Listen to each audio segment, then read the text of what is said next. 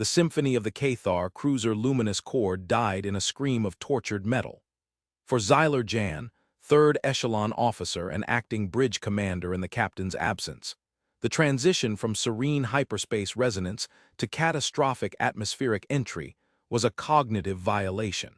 The ship's harmonious chimes, which regulated every aspect of Cathar life from metabolic cycles to duty shifts, were replaced by the discordant shriek of shearing durasteel and the percussive boom of failing energy conduits.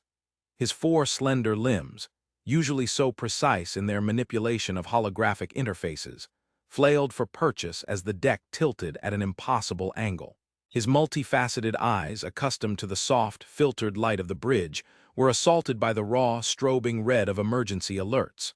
The air, once a carefully balanced mixture of nitrogen and noble gases, grew thick with the acrid stench of burning insulation and vaporized coolant. Status. The word was a croak, torn from his vocal membrane. It was a procedural word, the first in a long, ingrained sequence for catastrophic failure. But procedure was designed for failures, not for utter annihilation. A junior officer, his chitinous exoskeleton cracked along one shoulder plate, managed to pull himself upright against a console. Primary and secondary reactors are offline. Hull integrity at 12% and falling. We are in an uncontrolled descent into the gravity well of the planet designated XB7913. Ice.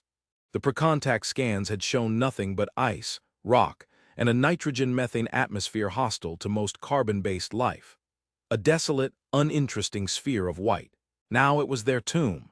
Broadcast the emergency codex, Zyler Jan commanded, his voice gaining a sliver of its usual procedural authority.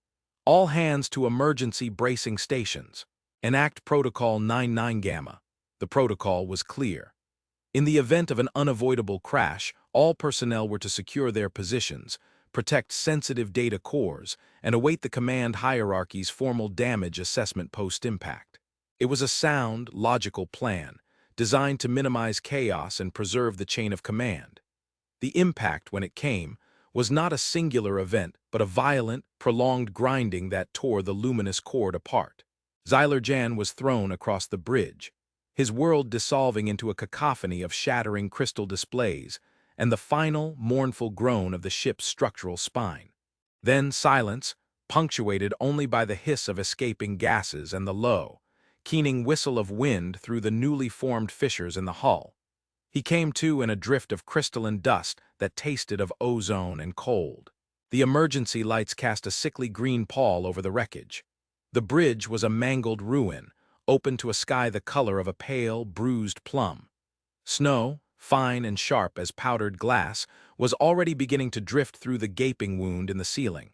His first thought, as ingrained as respiration, was, establish the command succession. Captain Kalen Voss was in his meditation chambers, likely incapacitated or worse. First Echelon Officer Roriktal was on a lower deck, and the casualty reports were non-existent. As third echelon, the burden of command temporarily fell to him. But it was not his to claim, only to hold in trust. It had to be formalized. A full muster, a casualty count, a formal declaration witnessed by another senior officer. He saw other survivors stirring. Graktor, the burly security chief from the warrior caste, was already on his feet, his massive frame seemingly immune to the impact. Acting Commander, Graktor's voice was a low rumble, we must secure a perimeter. Assess external threats. Negative, Chief, Zyler Jan said, forcing himself to his feet. His side throbbed where he'd struck a console. Protocol 99 Gamma, Section 2. First priority is a full accounting of all surviving personnel. We will establish Muster Zone Alpha at the most structurally sound section of the forward hull. Disperse your sentinels to gather survivors and direct them there. No one acts independently. Graktor's mandibles clicked in a gesture of reluctant compliance. And the guests, Zyler Jan's thoughts snagged. The humans. The small diplomatic and scientific envoy, 5 of them. He had forgotten them in the chaos. They were a fragile, soft-skinned species, barely evolved out of their planetary cradle. He pitied them. Locate them. Bring them to the muster zone. They are our responsibility. He watched Graktor stride away, his heavy footfalls steady in the wreckage. Jan took a deep, shuddering breath of the thin, freezing air. Order had to be restored. The rules were the scaffolding that held their civilization together. Without them, they were nothing but panicked individuals. The cold was a physical pain, seeping through his biosuit, but the cold dread of procedural failure was far worse. Across the vast, snowy field of debris, perhaps half a kilometer away, Commander Eva Rostova coughed, spitting blood and dust onto the pristine snow. Her ears rang with a high-pitched whine, but through it, she heard the groans of her people. She barked, her voice a raw blade of sound in the sudden silence. It wasn't a request for information. It was an anchor, a focal point in the maelstrom. Kenji Tanaka, their engineer, was already crawling out from under a twisted bulkhead, his face grim. Ship's gone. Totally gone. We're on our own. Petrova? Eva scanned the wreckage. Here, Commander. A voice, steady and calm. Lena Petrova, their security officer, was already on her feet, a salvaged metal pipe held in her hands like a weapon. Her eyes, narrowed slits against the wind, were sweeping the horizon. No immediate hostiles, just cold. Aris Thorne, the team's biologist and medic, was kneeling beside the fifth member, a junior ensign whose leg was trapped beneath a sheet of plating. Compound fracture. He's in shock. We need to get him warm now. Eva's mind worked with brutal efficiency, the thoughts clicking into place like the action of a well-maintained rifle. The Cathar, their hosts, were in disarray. She could see them from her vantage point, tall, slender figures moving with a strange, hesitant deliberation, clustering together in the open. They were following a plan, but it was the wrong plan for this world. This world didn't care about muster zones or casualty reports. This world wanted to kill them. All right, she said, her voice cutting through the wind.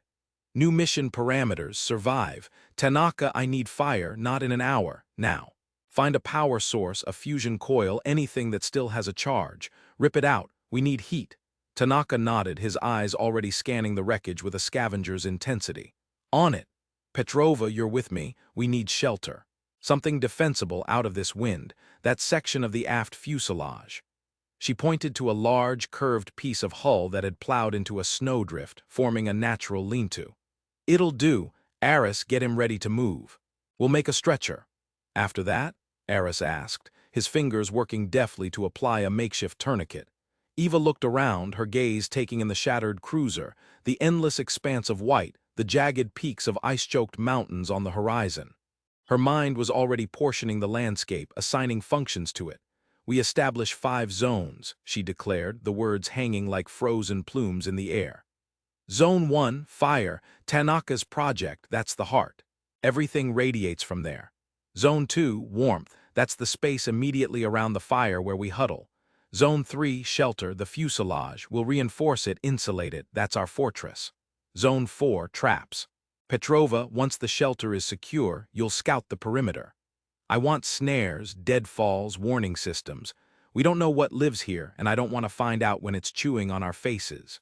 And Zone 5, she looked up at the bruised sky. Signaling, Tanaka, after the fire, that's your masterpiece. We need a beacon, something powerful enough to cut through this atmosphere. Was no debate, no committee, no request for clarification. Her crew moved, their actions a fluid dance of desperation and purpose. While the Cathar were still counting heads, the 5 humans were dragging metal sheets, salvaging wiring and building a home. From a ridge overlooking the main crash site, Lyrazel adjusted the optical magnification on her multispectrum scanner. She was a xenobotanist by training, a member of the scientific caste, and held no authority. Protocol dictated she report to Muster Zone Alpha and await instructions. But curiosity, a trait often discouraged in the rigid Cathar hierarchy, was her defining characteristic. And the humans were a fascinating anomaly. She watched them now, their small, frantic movements a stark contrast to the methodical, almost lethargic pace of her own people. Acting Commander Jan was in the center of the Cathar survivors, a group of perhaps 60 individuals, conducting a formal census. He was following the procedure to the letter, ensuring the integrity of the command structure before any other action was taken. It was the Cathar way. The group's cohesion was paramount, the individual's survival contingent upon the group's order. The humans operated on a different principle entirely. Lyrazel saw it, but she didn't understand it. It was like watching 5 distinct, self-contained units coordinating without a visible command structure.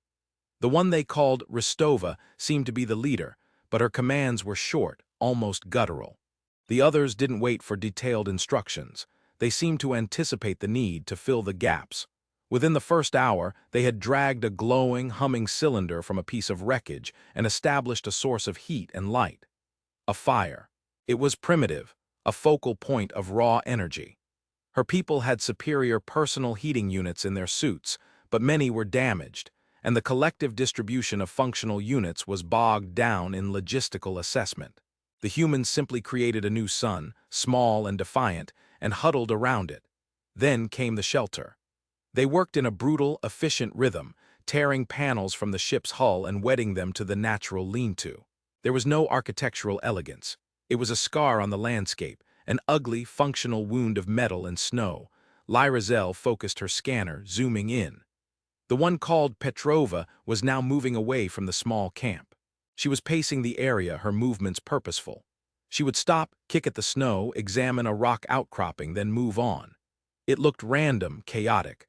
Below, in the Cathar muster zone, Zyler Jan had finally completed the census. 63 survivors. Captain Kalen Voss was confirmed among the deceased. The formal transfer of command to First Officer Rorichtal was impossible. He was also missing, presumed dead. The protocol for a field promotion to Zyler Jan required the sworn testimony of 2 other ranking officers. Graktor was one. The other, an engineering chief, was badly injured and incoherent. The process was stalled. Zyler Jan, bound by his unyielding devotion to the rules, would not assume full command without proper authorization. He was an actor, not a director. Acting commander, Graktor's voice rumbled, laced with impatience. The atmospheric temperature is dropping. My sentinels report their suit heaters are failing. We have 20 functional thermal blankets for over 60 survivors. We must take action. Action must be coordinated, Chief Graktor, Zyler Jan replied, his voice thin but resolute. We will form a resource allocation committee. We will inventory all functional equipment and distribute it according to the survival priority index. We will not descend into panic and selfish hoarding. Graktor gestured with a sharp, 4-fingered hand toward the distant, flickering light of the human camp. The guests are not waiting for a committee. They have fire, they have shelter. Guests are acting rashly, Zyler Jan countered, a touch of acid in his tone. Their actions are unsanctioned and unpredictable. They are a liability. For now, we follow procedure. It has kept our people safe for 10,000 cycles. It will keep us safe now. Lyrazel sighed, a soft exhalation of chilled air. She knew Zyler Jan was right in principle. Their society was built on the suppression of individual impulse in favor of collective harmony and order.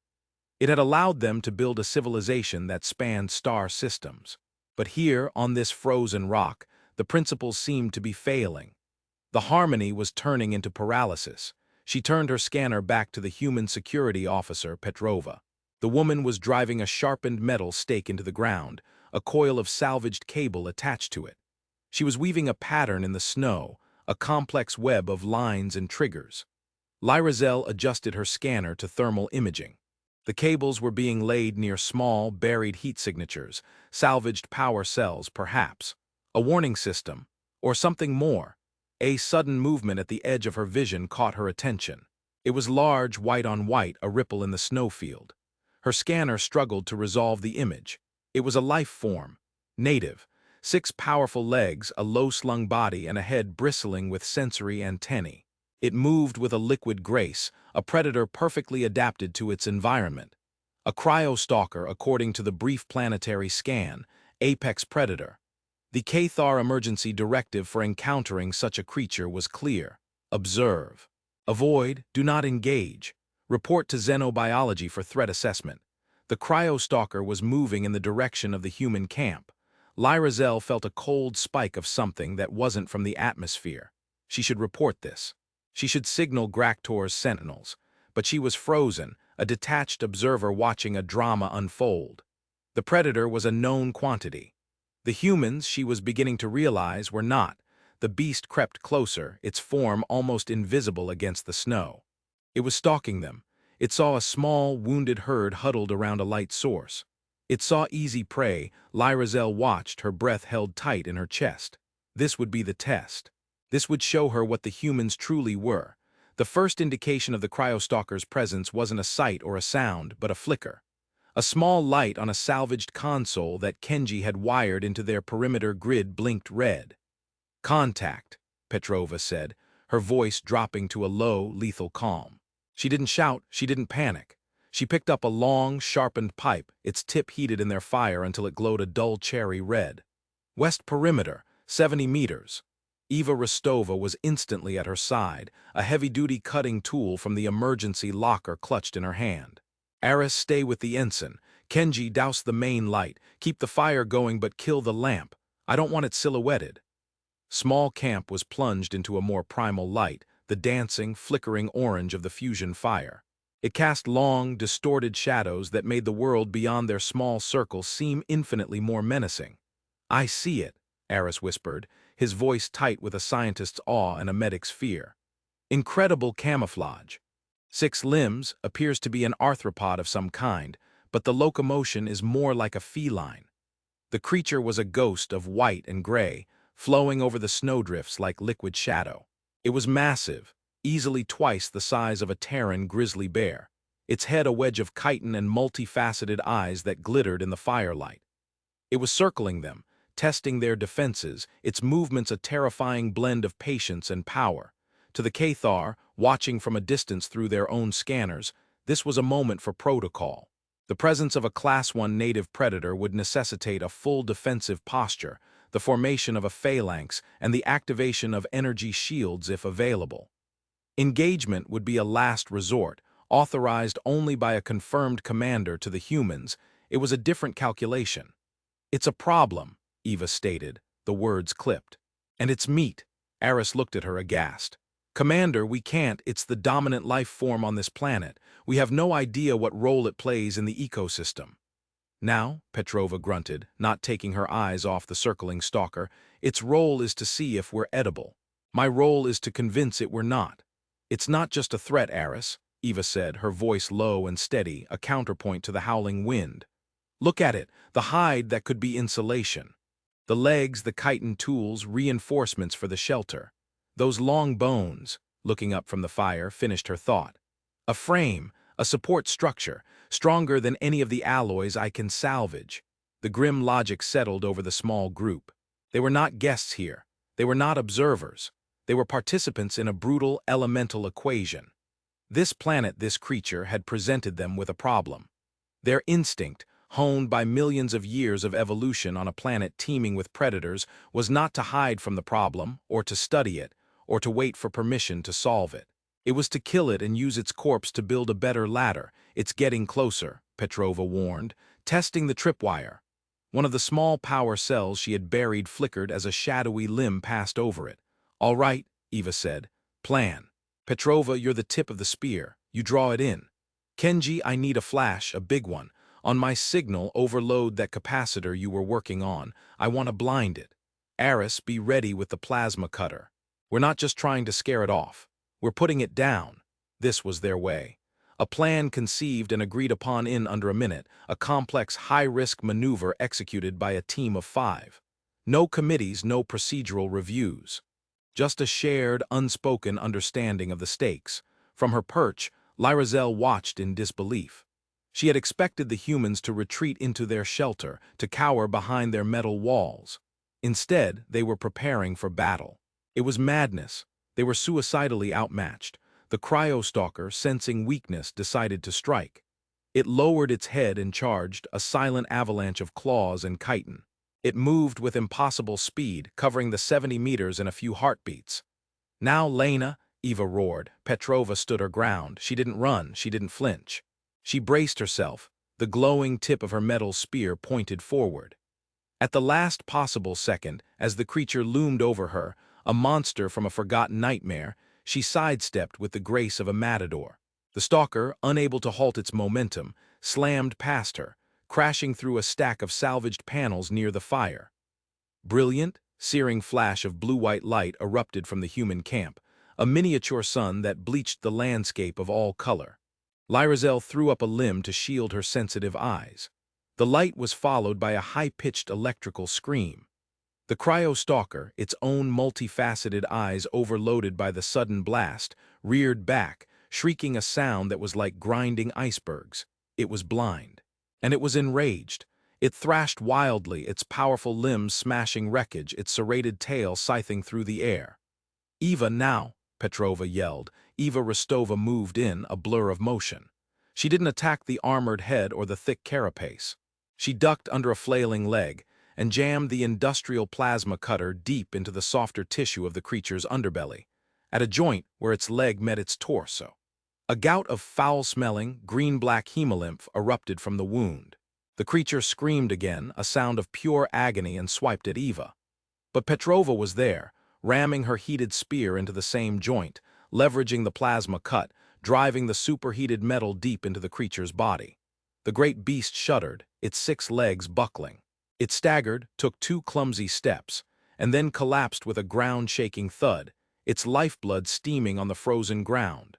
Silence returned to the valley, broken only by the wind and the ragged, panting breaths of the humans. They stood over the colossal corpse, their small forms casting long shadows from the fire they had built. They had not just defended their territory. They had conquered its king. Lyrazel lowered her scanner, her limbs trembling. Her mind struggled to process what she had just witnessed. It wasn't just the violence. Her people were capable of violence on a vast, systematic scale. It was the nature of the act. It was the seamless transition from prey to predator. It was the immediate, intuitive understanding that the thing trying to kill them was also their greatest resource. She watched as they immediately began to work on the corpse. There was no ceremony, no moment of reflection. Eris Thorne, the one who had voiced ethical concerns, was now kneeling by the creature's leg, his medical scanner out, analyzing its physiology, no doubt determining the best way to butcher it. Kenji was examining the long, curved ribs, already seeing the frame for his beacon. Petrova was testing the edge of a chitinous plate. Eva was directing them, a field marshal surveying a captured fortress. Lyrazel finally understood. She had been observing them through the lens of Cathar culture, viewing them as disorganized, chaotic individuals. She was wrong. They weren't disorganized. They were a pack, a hunting pack. Their hierarchy was fluid, situational, but it was as strong as steel. It was a predator's hierarchy, built on competence and immediate, ruthless action. She finally activated her communicator, her digits trembling as she keyed in the frequency for the acting commander. "Xyler, Jan, this is Observer Lyrazel. You need to see this." "Observer," Xyler Jan's voice was tinny and annoyed. "You are out of your designated zone. Return to the muster point at once. Your report can be filed through the proper channels." "With respect, acting commander," Lyrazel said, a new, firm tone in her voice that surprised even herself. "The proper channels will be too slow. The guests, the humans, they have just killed the apex predator." Was a pause. "Killed it? Why? Was it a direct threat to the muster zone?" "No, it was a threat to them," Lyrazel tried to explain. "They didn't just kill it for defense. They are harvesting it. They are turning it into tools, into a shelter, into a weapon. Commander, you are assessing the situation as a logistical problem. They are assessing it as a territory to be conquered. We are cataloging the dangers of this world. They are turning the dangers into assets." Another long silence. When Xyler Jan spoke again, his voice was strained. "This is aberrant behavior. It is a gross violation of interspecies protocol Delta 7. Lyrazel cut him off, an act of insubordination she would have thought impossible an hour ago. "They do not care about protocol Delta 7. They care about fire and warmth and shelter. They are not waiting for us to rescue them. They are building their own rescue." She looked through her scanner again. The humans were working under the eerie glow of the planet's twin moons, their fire a beacon of defiance. They were dismembering the monster, their movements efficient, practiced, almost reverent in their utility. They were covered in its black blood, but they looked like they had been born to it. A profound, philosophical chill settled over Lyrazel, colder than any wind.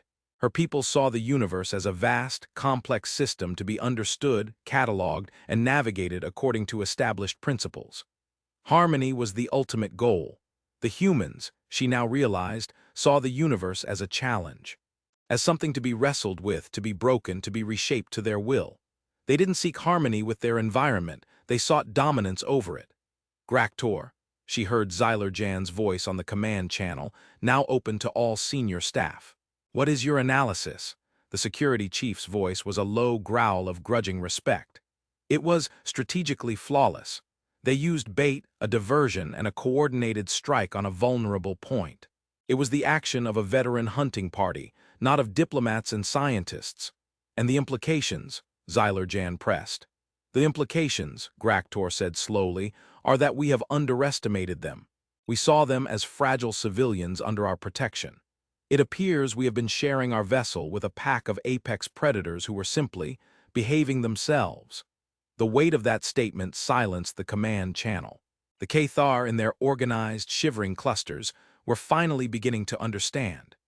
The real danger on this frozen world wasn't the cold, or the native wildlife, or the wrecked ship. The real danger was the 5 soft-skinned, bipedal creatures who were, at that very moment, using the bones of a monster to build a staircase to the stars. The next 3 planetary rotations were a study in contrasting philosophies. For the Cathar, they were a period of painstaking, protocol-driven recovery. Acting Commander Zyler Jan, having finally secured the sworn testimony of the now lucid engineering chief, was officially confirmed as the vessel's commander. His first act was to convene a formal council in the most intact section of the ship's cargo bay. The topic: the human problem. They have established a fortified, independent enclave, Zyler Jan began, his image flickering on a makeshift holographic projector powered by a bank of salvaged batteries. They have ignored all hails. They have violated no fewer than 17 articles of the Interspecies Cooperation Accord. Their behavior is erratic, aggressive, and unpredictable. Graktor, his massive frame taking up a significant portion of the cold chamber, rumbled, "They are not erratic. They are purposeful. Their purpose is simply not aligned with ours. While we were debating the equitable distribution of thermal blankets, they were skinning a monster to insulate their walls. Their shelter is now likely warmer than ours." Lyrazel, granted a special dispensation to speak due to her unique observations, stepped forward. "Commander, we are failing to grasp the fundamental difference in our natures. We are a hierarchical species. Our strength comes from our collective adherence to a system. The system failed, the captain was lost, the chain of command broken, and we faltered. We waited for the system to be repaired." She paused, letting the uncomfortable truth settle. "The humans are different. Their system is not external, it is innate. It is a flexible, predatory hierarchy based on immediate competence. When their formal structure was destroyed, a new one emerged instantly, forged in the crisis itself. Rostova became the alpha because she was the most decisive.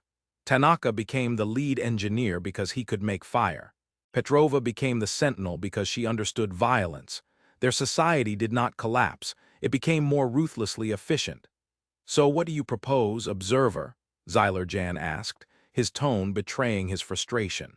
"That we abandon our own ways and behave like savages, tearing at carcasses with our bare hands?"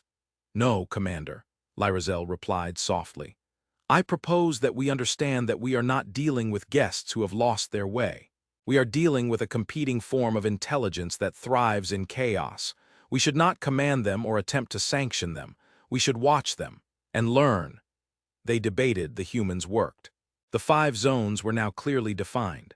A small island of order and purpose in the vast wilderness of Wreckage. Zone 1, the fire, was the heart. Kenji had managed to regulate the fusion coil, providing a steady, reliable source of heat that kept the encroaching frost at bay. Zone 2, the warmth, had expanded. The humans had built a low wall of snow and ice around the fire, creating a contained area where the heat radiated and the wind could not reach. Zone 3, the shelter, was no longer a simple lean-to. It was a fortress. The gaps in the fuselage were plugged with salvaged insulation, and most effectively with the thick, leathery hide of the cryostalker. It was ugly, primal, and almost certainly the most comfortable dwelling within 1,000 kilometers. Zone 4, the traps, was Petrova's domain. The perimeter was a web of tripwires connected to alarms, snares made of cable, and deep pits hidden under a thin layer of snow, lined with sharpened shards of metal. She had marked a safe path in and out of the camp, a path known only to the five of them. She patrolled it constantly, a tireless guardian, but the true masterpiece was Zone 5. Signaling, on the highest point of the shattered cruiser, a place the humans could only reach via a treacherous climb up the buckled superstructure. A new shape had appeared against the pale sky. Kenji Tanaka had worked without rest, his hands raw from the cold and the sharp edges of broken metal. He had constructed a parabolic dish, a mosaic of salvaged reflective plating. But the frame, the strong, perfectly curved structure that gave the dish its shape, was unmistakable. It was the rib cage of the cryostalker. The white, cleaned bones formed a ghostly cradle for the technology they held. At its focal point, Kenji had mounted a modified comms laser, powered by 3 daisy-chained fusion batteries. It was a brute force solution, a signal that screamed rather than whispered. It lacked the elegance and subtlety of a Cathar distress beacon, but it had one undeniable quality: power. On the 4th rotation since the crash, Eva Rostova stood beside Kenji on the precarious perch next to the beacon. Below them, their small camp glowed warmly. Further out, she could see the green emergency lights of the Cathar, who had finally organized themselves into designated work crews to begin the slow process of repairing their own long-range comms array. They were too late. "Ready, Commander," Kenji said, his breath fogging in the frigid air. "Do it," Eva ordered. Kenji completed the circuit. For a moment, nothing happened. Then, with a low hum that vibrated through the very bones of the dead ship, the beacon powered up. A beam of intense, coherent light, impossibly pure and brilliant, lanced up from the rib cage of the planet's former apex predator and shot into the heavens. It was a spear of light, a declaration. It did not say, "Help us." It said, "Here we are." The Cathar Council meeting came to an abrupt halt as the beam of light washed over their shelter. They rushed outside, 60 survivors staring up at the sky. They watched the human signal, a defiant message written in a language of pure power, cutting through the atmospheric interference that had baffled their own more sophisticated systems. "They succeeded," Zyler Jan whispered, his authority, so recently and painstakingly acquired, feeling suddenly hollow. He had been focused on rebuilding his world by the book, while the humans had been building a new one with their bare hands. Graktor stared at the beacon, his expression unreadable. "They used the bones of their enemy to call their friends. There is a brutal poetry to it that I cannot disregard." Was Lyrazel who saw the true meaning. "They didn't just survive on this world," she said, her voice filled with a strange mix of terror and awe. "They imprinted themselves upon it. That beacon, it's a monument. It's a tombstone for the beast they slew and a signpost for their own kind. It is a claim." Just as she spoke, the Cathar's own proximity sensors, finally repaired, began to chime. Not a Cathar signal. A human one. A vessel had dropped out of hyperspace in high orbit, its trajectory a direct response to the beacon. The rescue was swift and overwhelmingly human. A heavy-duty shuttle, more war machine than transport, landed in a controlled blast of thrusters that sent snow and debris scattering for hundreds of meters. Human soldiers in bulky environmental armor disembarked, their weapons held at a low ready, their movements crisp and professional. Eva Rostova met their commander on the edge of her claimed territory. The Cathar watched the exchange from a distance. There was no formal greeting, no diplomatic niceties. "Commander Rostova?" the rescue leader asked. "That's me," Eva said. "We have one wounded, non-critical. The rest of us are fit. We're ready for evac." "Understood. What about the natives?" the rescuer asked, nodding towards the Cathar. Eva glanced back at the tall, slender aliens who stood watching, looking like uncertain ghosts in the harsh light of the rescue shuttle. "They had their own plan," she said, her voice devoid of judgment. It was a simple statement of fact. "This is our ride, not theirs. They can wait for their own." The human rescue team helped carry the injured ensign. They gathered their meager equipment. Within 30 minutes they were gone. They left behind their 5 zones, the dying embers of the fire pit, the reinforced shelter with its hidden metal walls, the disabled but still menacing traps, and high above it all, the silent beacon, a skeleton clawing at the sky. The Cathar rescue vessel arrived 2 full rotations later. By then, the human camp had been dusted with snow, but it remained, a stark artifact of a brief and brutal occupation. Captain Kalen Voss, his injuries tended to but his spirit scarred, had insisted on being brought to the crash site before their final departure. He was a scholar and a philosopher as much as a starship captain, and he needed to understand the force that had so thoroughly outmaneuvered his crew. He walked through the human camp with Lyra Zell at his side. He touched the wall of the shelter, feeling the rough texture of the cryostalker's hide. He looked at the fire pit, a circle of scorched earth that felt like a sacred altar. He saw the grim efficiency of the traps, the intelligence behind their placement. Finally, he stood beneath the beacon, staring up at the bone-white ribs against the alien sky. Zylerjan stood behind him, silent and ashamed. "Protocol is the memory of our species, acting commander," Kalen Voss said, his voice quiet but carrying immense weight. "It is the accumulated wisdom of generations, designed to prevent us from making the same mistakes. But it is memory, it is not foresight." He turned to Lyra Zell. "You were right, observer. We saw this world as a set of conditions to be endured, a hostile variable in a survival equation. We were visitors, trying not to be consumed." He looked around one last time at the evidence of the humans' short, violent, and victorious stay. They had not endured. They had dominated. They had not survived. They had conquered. They had faced a hostile world and in a matter of days had bent it to their will, using its own strengths against it. Later, aboard the rescue vessel as it prepared to leave the ice planet behind, Captain Kalen Voss sat alone in his new quarters. He activated his formal log, his multifaceted eyes reflecting the cool light of the console. He needed to record this, not as a simple report of a crash, but as a first contact with a terrifying and profound new idea. "Captain's log, supplemental," he dictated, his voice a low, resonant hum. "Regarding the incident on XB7913, I have reviewed the reports. I have seen the site of our failure and the site of the human success. For days, my crew waited for order to be imposed upon them. They waited for a map. The humans drew their own. They saw a world of ice and death, and they carved from it a kingdom of fire and bone. I thought they were guests on this world. I was wrong. They claimed it.